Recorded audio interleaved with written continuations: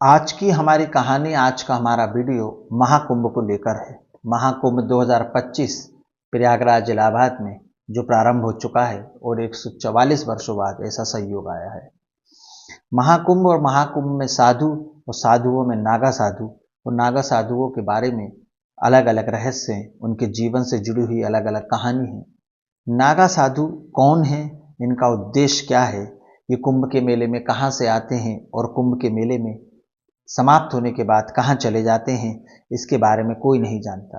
नागा साधु कैसे बनते हैं, नागा साधु हमें क्या सिखाते हैं, उनके जीवन से हम क्या सीख सकते हैं, बहुत ही कम जानकारियाँ लोगों के पास हैं।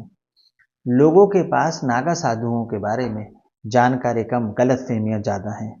नमस्कार, आदाब, सत श्री अकाल। आप देख रहे हैं प्रदीप स्टोरी और आज की इस वीडियो और आज के इस माध्यम से हम नागा साधुओं के बारे में, उनके जीवन, उनके रहस्य, कहाँ से वो आते हैं, कहाँ चले जाते हैं, नागा साधु बनने की प्रक्रिया क्या है, ये सब जानने की कोशिश करेंगे। और दुनिया के सबसे ताकतवर कमांडो की अगर बात की जाए तो नागा साधुओं का नाम आता है। आइए वीडियो शुरू करते हैं, कहानी शुरू करते हैं। चैनल पर पहली बार आए तो चैनल को सब्सक्राइब कर लीजिए ताकि मुझे आपका सपोर्ट मिलता रहे और आपको ऐसी कहानियाँ आप तक पहुँचती रहें। मौजूदा पीढ़ी नागा साधुओं के इतिहास के बारे में कुछ ज़्यादा नहीं जानती है, ना ही जागरूक है। हैरानी इस बात की है कि विदेशी हमारी संस्कृति को अपना रहे हैं और हम अपनी संस्कृति को भूलते जा रहे हैं। विदेशी नागा साधुओं के बारे में शोध करते हैं, समझने की कोशिश करते हैं कि नागा साधु कौन है, और हमारी पीढ़ी और हमें नागा साधुओं के बारे में पता ही नहीं है। हम कमांडो के बारे में तो जानते हैं, पर दुनिया के सबसे ताकतवर कमांडो नागा साधुओं के बारे में नहीं जानते, जो धर्म की रक्षा के लिए अस्त्र उठाते हैं और जिन्हें शस्त्र और अस्त्र दोनों का ज्ञान होता है। नागा साधुओं का अध्ययन करने के लिए तमाम लोग बाहर से आते हैं और नागा साधुओं के बारे में जानते हैं। हम भी जानने की कोशिश करते हैं कि नागा साधु कैसे बनते हैं। नागा साधु बनने के लिए सबसे पहले अपने शरीर का त्याग करना होता है। नागा साधु बनने वाला व्यक्ति अपना खुद का अंतिम संस्कार करता है, अपना खुद का पिंडदान करता है और तब नागा साधु की प्रक्रिया में वो प्रवेश करता है। नागा साधु मनु की स्थिति के बारे में बताते हैं और ये बताते हैं कि वे स्वयं अपने हाथों से अपना अंतिम संस्कार करते हैं, अपना पिंडदान करते हैं। भयंकर सर्दी हो तब भी वह निवस्त्र रहते हैं, भयंकर गर्मी हो तब भी वे अपने शरीर, अपनी आत्मा को उस वातावरण के प्रतिकूल बना लेते हैं। अब हम इस कहानी में आगे बढ़ें उससे पहले नागा शब्द का अर्थ समझ लीजिए।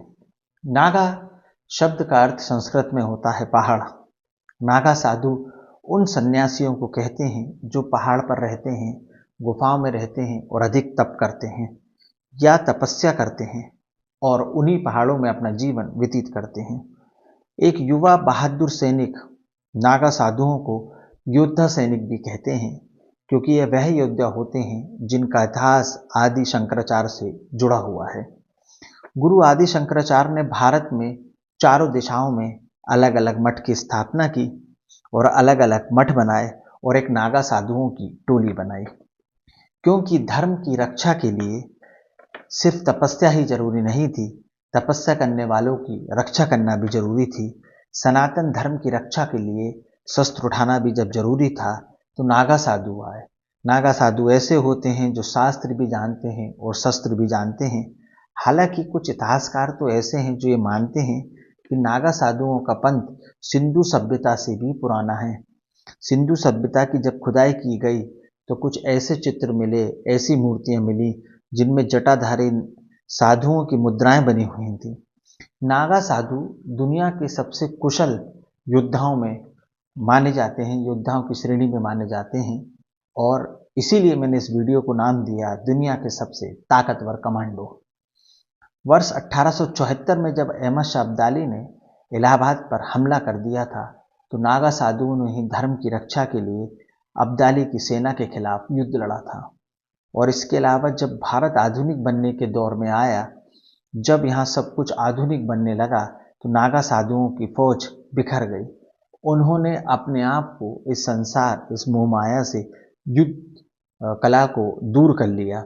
नागा साधु युद्ध कौशल में निपुण होते हैं, लेकिन वह अपने युद्ध कौशल और अपनी शक्ति और अपने शस्त्रों का खुलकर प्रदर्शन नहीं करते हैं। नागा साधु बनने के लिए कठिन तपस्या से गुजरना होता है। ये तपस्या कभी न खत्म होने वाली दीक्षा के साथ शुरू की जाती है और आपके अंत तक चलती है। भारत में कुल 13 अखाड़े हैं। युवा जो साधु होते हैं उनके नागा साधु बनने की उम्र 16 से 20 वर्ष के बीच होती है और सनातन धर्म की रक्षा के लिए आज 4 लाख से ज़्यादा नागा साधु इस धरती पर मौजूद हैं और अपनी तपस्याओं में लीन हैं। कई देशों के पास इतनी बड़ी सेना भी नहीं है कि जितने की नागा साधुओं की संख्या है।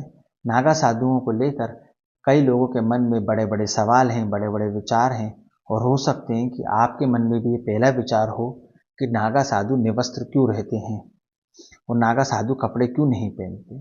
तो इसका उत्तर यह है कि नागा साधुओं ने अपने आप को प्रकृति को प्राकृतिक अवस्था में ढाल लिया है।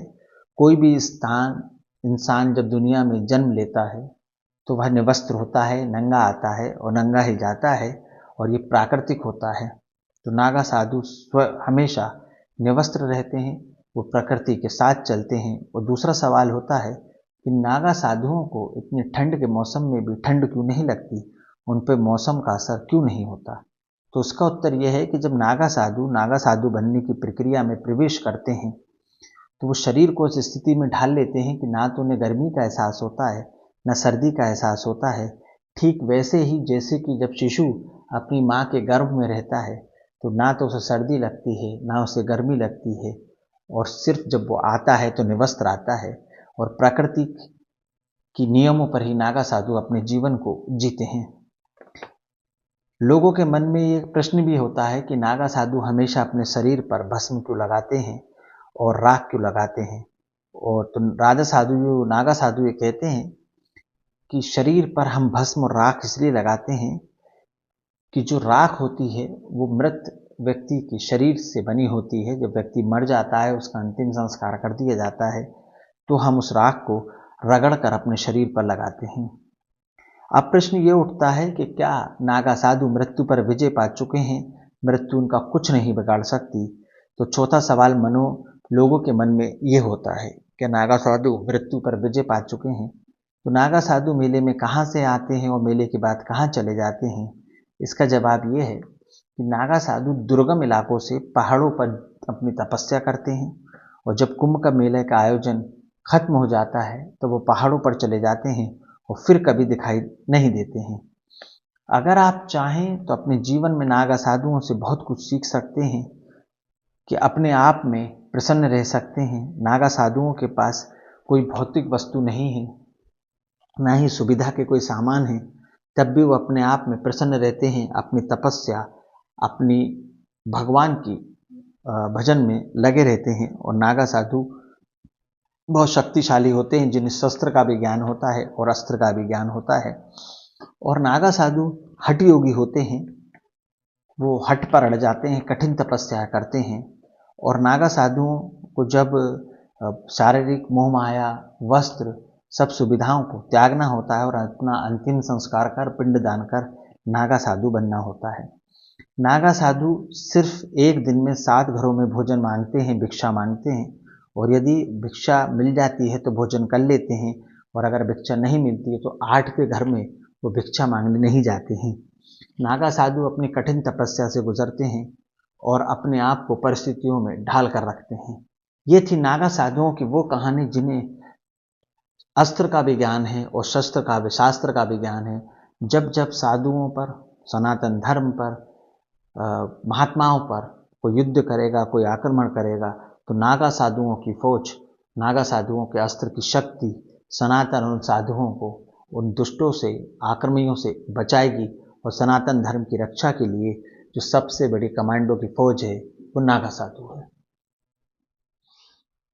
तो ये थी वो कहानी जो मैंने वीडियो के माध्यम से आपको बताने की कोशिश की कि दुनिया के सबसे ताकतवर कमांडो, जिनमें धर्म की रक्षा के लिए शस्त्र और अस्त्र दोनों का ज्ञान है, अगर नागा ने शस्त्र उठाया तो प्रलय भी आ सकती है। कहानी अच्छी लगी तो लाइक करें, चैनल को सब्सक्राइब करें। इस कहानी के बारे में आपके क्या विचार हैं मुझे कमेंट्स में ज़रूर बताइएगा। इस कहानी को सुनाने का उद्देश्य आपको धर्म के प्रति जागृत करना और दुनिया के सबसे ताकतवर कमांडो के बारे में बताना था। नागा साधु कैसे बनते हैं, कहाँ रहते हैं, कहाँ चले जाते हैं, अपने शरीर पर भस्म क्यों लगाते हैं, इन सारे सवालों के जवाब इस वीडियो के माध्यम से मैंने आपको देने की कोशिश करी। कहानी के बारे में अपने विचार कमेंट्स में बताइएगा। अगली कहानी में, अगले वाक्य में फिर मुलाकात होगी। जब तक के लिए नमस्कार, जय हिंद, जय भारत।